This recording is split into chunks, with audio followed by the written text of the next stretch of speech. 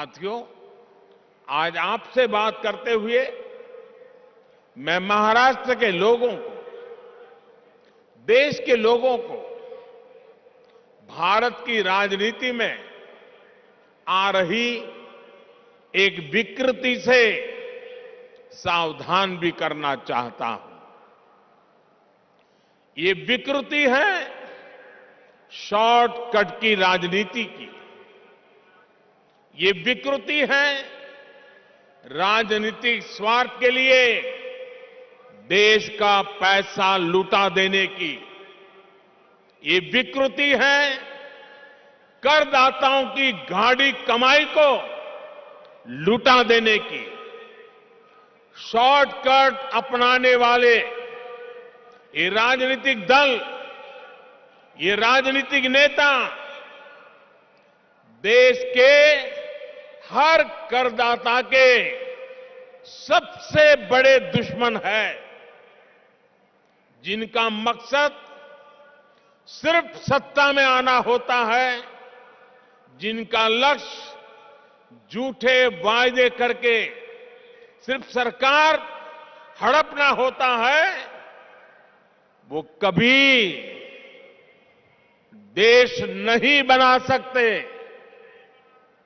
आज एक ऐसे समय में जब भारत अगले 25 वर्षों के लक्ष्यों पर काम कर रहा है, तो कुछ राजनीतिक दल अपने निजी स्वार्थ में भारत की अर्थव्यवस्था को तबाह कर देना चाहते हैं। हम सबको याद होगा, जब पहली औद्योगिक क्रांति आई, हिंदुस्तान उसका लाभ नहीं उठा पाया। दूसरी, तीसरी औद्योगिक क्रांति में भी हम पीछे रहे, लेकिन आज जब चौथी औद्योगिक क्रांति का समय है, तो भारत इसे गंवा नहीं सकता। मैं फिर कहूंगा, ऐसा अवसर किसी देश के पास बार बार नहीं आता। शॉर्टकट से कोई देश चल नहीं सकता। देश की प्रगति के लिए स्थायी विकास, स्थायी समाधान के लिए काम करना, एक लॉन्ग टर्म विजन बहुत ही जरूरी है। और स्थायी विकास के मूल में होता है इंफ्रास्ट्रक्चर। एक समय दक्षिण कोरिया, साउथ कोरिया भी गरीब देश था, लेकिन इंफ्रास्ट्रक्चर के माध्यम से उस देश ने अपना भाग्य बदल दिया।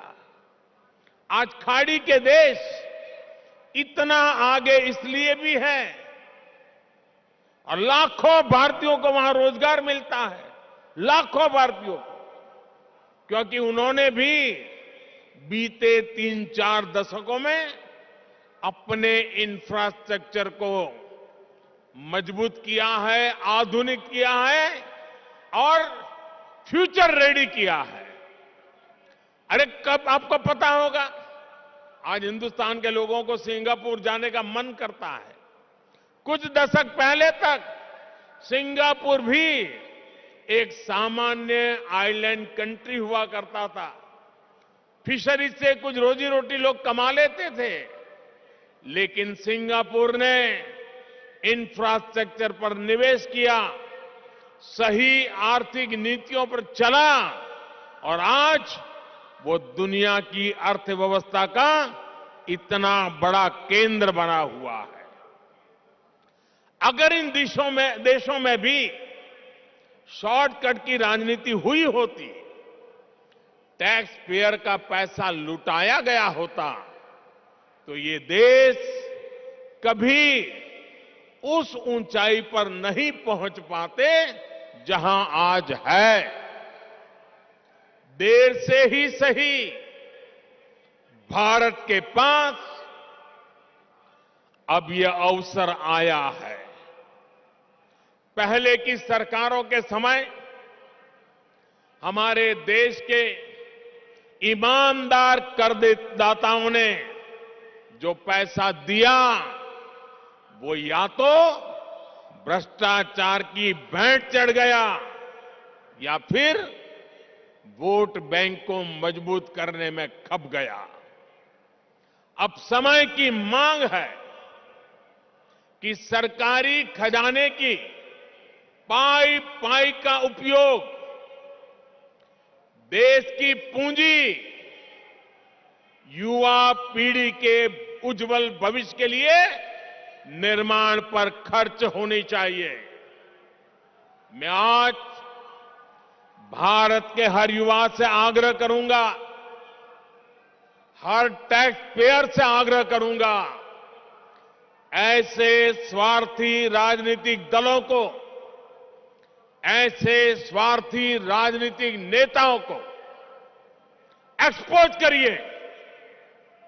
आमदनी अठन्नी, खर्चा रुपया, ये वाली कुनीति लेकर के जो राजनीतिक दल चल रहे हैं वे इस देश को भीतर से खोखला कर देंगे।